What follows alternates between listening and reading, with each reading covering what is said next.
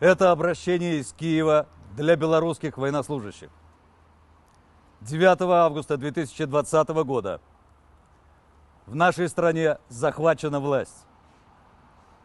Вы и мы являемся заложниками этого захвата. Вас собираются сегодня отправить на войну, которую ведет Путин. Это никакая не спецоперация по денацификации и демилитаризации Украины. Украина борется за свою свободу. Это Великая Отечественная война для украинцев. В 2020 году вам тяжело было сделать моральный выбор. Этот моральный выбор не поздно сделать еще сегодня. Вы знаете, что делать. Белорусы, военнослужащие Республики Беларусь, переходите на нашу сторону. Здесь тоже белорусы.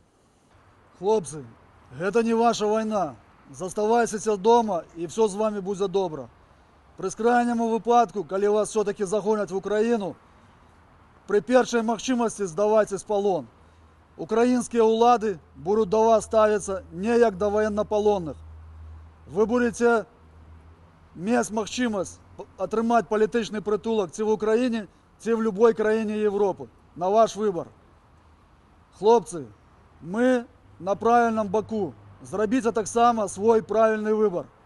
Жыве Беларусь! Жыве!